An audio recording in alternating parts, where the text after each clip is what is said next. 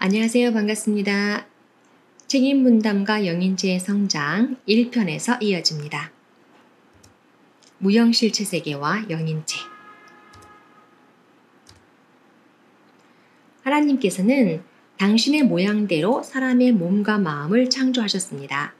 인간의 몸이 살 수 있도록 몸을 본으로 하여 이 세상을 창조하셨고 마음을 본으로 하여 영계를 창조하셨습니다. 원리에서는 몸을 본으로 하여 만든 눈에 보이는 이 세계를 유형실체 세계라 하고 마음을 본으로 하여 만든 눈에 보이지 않는 세계를 무형실체 세계라고 합니다.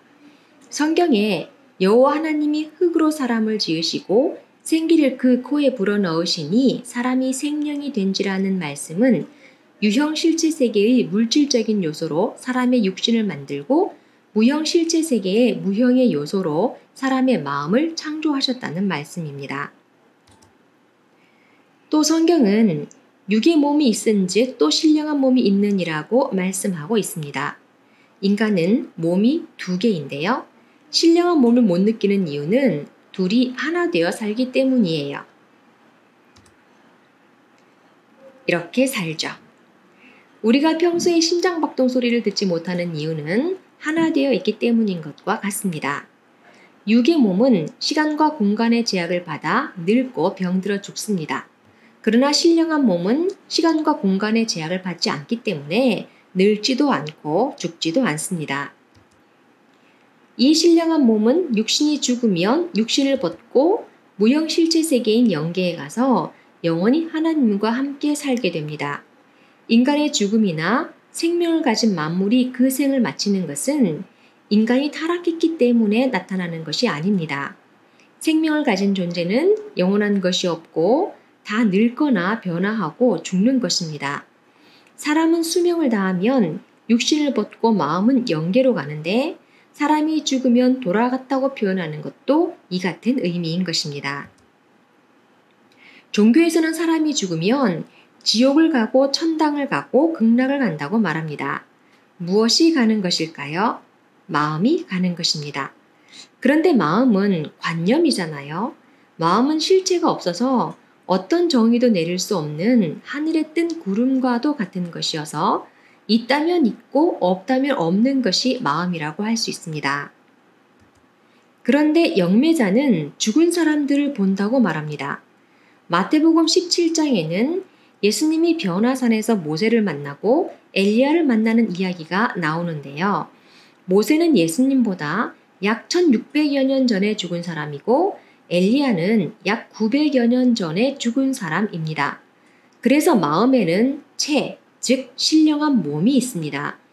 종래의 마음이라는 개념으로 설명이 되지 않는 이것을 원리에서는 영인체라는 개념으로 말하고 있습니다.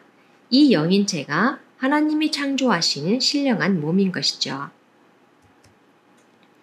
이 신령한 몸인 영인체도 육신이 성장하는 것과 같이 성장을 합니다. 마치 열매가 뿌리와 잎으로부터 영양분을 섭취해서 연그러 가듯이 영인체는 육신을 토로하여 성장해 가는 것입니다. 인간에게 육신이 있어야 하는 이유가 여기에 있고 몸을 건강하게 해야 하는 이유도 이 영인체 때문입니다. 영인체는 사랑관계를 통해서 체율하고 체득하면서 지정의를 완성하고 삶을 통해 인격이 성숙해 가게 됩니다. 자식으로 태어나 부모의 사랑을 체율하고 형제의 사랑을 체율하고 부부가 되어 아내와 남편의 사랑을 체율하고 자녀를 낳아 부모가 되면서 진정 자신의 부모를 알아가는 것입니다. 이것이 인격의 성숙인데 사람의 일생은 이런 사랑의 보금자리인 가정을 통하여 영인체를 길러가게 됩니다. 이 영인체는 육신이 어린이에서 청소년으로 청년에서 장년으로 성장해 가듯이 영형체, 생명체, 생명체의 3단계를 거치면서 완성해 가게 됩니다. 잠자리는 물에서 살다가 땅으로 올라와서 껍데기를 벗은 후에는 공중에서 삶을 삽니다. 물과 땅과 공중의 3시대를 살아가는 거죠. 사람의 일생을 보면 어머니 복중에서 10개월을 보내고 이 지상에서 100년을 삽니다. 그리고 죽음을 맞이하여 영계에 가는 3단계의 과정을 거치고 있습니다. 태아의 10달 동안의 복종 생활은 물속에서 사는 것입니다. 이 10달 동안에 눈이 만들어지고 코가 만들어지고 입과 귀와 손과 발이 만들어집니다. 이렇게 지상에서의 삶을 맞이할 준비가 끝나면 어머니 복중에서 지상으로 나오는 것입니다. 복종 생활의 10달은 지상 생활을 준비하는 기간이고 지상에 태어난 아기는 공기를 호흡하며 지상 생활을 시작하게 됩니다. 지상 생활 100년은 앞으로 갈 영계 생활을 준비하는 기간입니다. 지상 생활을 마치고 갈 영계가 육안으로 볼 수 없기 때문에 그곳이 존재하는지 모르겠다고 할 수 있습니다. 그러나 복중에서 필요 없는 태아의 눈과 코와 입과 귀와 손과 발 등이 복중에서 만들어지는 것은 이것들로 인해 살아갈 또 다른 세상인 지상 생활이 있기 때문입니다. 마찬가지로 인간이 지상 생활을 하면서 죽음을 맞이할 준비를 하는 것은 이 세상과는 다른 곳, 영계가 있기 때문인 것이죠. 영계는 공기로 호흡하지 않습니다. 사랑으로 호흡하는 곳, 사랑으로 사는 곳입니다. 그래서 지상에서 사랑의 인격을 준비하는 것입니다. 지상 생활이 삶의 끝이라면 사랑의 인격을 강조할 필요가 없을 거예요. 왜냐하면 지상에서의 사랑의 실천은 생활을 더 궁핍하게 할 수도 있기 때문입니다.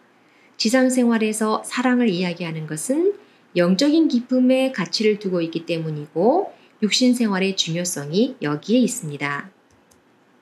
영인체는 육신 생활의 기록판이라고 합니다. 병원에서 자기 병력을 체크하면 자기 몸이 자기 병력을 모두 지니고 있음을 확인할 수 있습니다. 몸만 그런 것이 아니라 영인체도 자신이 살아온 삶을 그대로 간직하고 있습니다. 과거의 일을 잊은 것 같아도 어떤 계기가 되면 다 기억하는 것은 이 때문인 것입니다. 죽음의 막다른 자리에까지 갔다가 돌아온 사람들은 하나같이 죽음의 순간 자기의 일생이 주마등같이 지나갔다고 말합니다. 이는 영인체가 지상 생활의 기록판과도 같음을 깨닫게 합니다. 자기 영인체의 모습이 부끄러운 사람은 다른 사람들이 자기를 볼까봐 숨으려고 할 것입니다. 누가 그곳으로 가라고 하는 사람이 없어도 스스로 어둠 속으로 가는 것입니다. 인간의 본성이 그렇다는 거예요. 영인체는 지상생활에서 육신을 토로하여 성장해 갑니다. 몸도 그렇게 크고 마음도 그렇게 커가게 되는 것인데요. 영계에서는 영인체의 성장 정도에 따라 서로 다른 단계의 영계로 가게 됩니다. 살인자나 강도나 거짓말하고 음란한 삶을 살았던 사람이 참 마음으로 산 사람들과 어떻게 함께 살 수 있겠습니까? 사람은 누구나 천국에 가기를 원합니다. 그러나 천국은 서로 위하는 참 사랑으로 사는 곳입니다. 그런데 위하는 마음도 없고 받으려고만 하던 그런 사람이 서로 주고 또 주는 천국에서 어떻게 살 수 있겠습니까? 하나님이 너는 천국에 가라 하거나 너는 지옥에 가라고 하지 않습니다. 자신이 스스로 찾아가는 것입니다. 마태복음 5장 23절에서 26절에 예물을 제단에 드리다가 거기서 내 형제에게 원망 들을 만한 일이 있는 줄 생각나거든 예물을 제단 앞에 두고 먼저 가서 형제와 화목하고 그 후에 와서 예물을 드리라. 너를 송사하는 자와 함께 길에 있을 때에 급히 사화하라. 그 송사하는 자가 너를 재판관에게 내어주고 재판관이 관리에게 내어주어 옥에 가둘까 염려하라. 진실로 내게 이르노니 내가 홀이라도 남김이 없이 다 갚기 전에는 결단코 거기서 나오지 못하리라고 말씀하고 있습니다. 천국을 믿음으로 갈 수 있다면 예물을 제단 앞에 두고 먼저 가서 형제와 화목하고 그 후에 와서 예물을 드리라고 말씀하시겠습니까? 단지 예물을 가지고 교회에 가서 잘못된 일을 회개하고 하나님께 용서를 빌면 그만일 것입니다.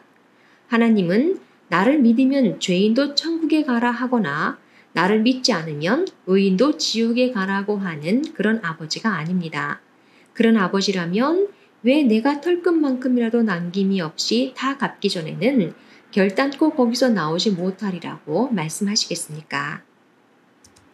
과수를 가꾼 주인이 결실을 계절이 되어도 주인 마음대로 과일의 상품 가치를 결정하는 것이 아닙니다. 잘 익었으면 좋은 곳에 두고 덜 익고 찌그러지고 병들었으면 버려지는 것이 자연의 이치입니다. 마찬가지로 지옥과 천국은 자기가 결정하는 것입니다.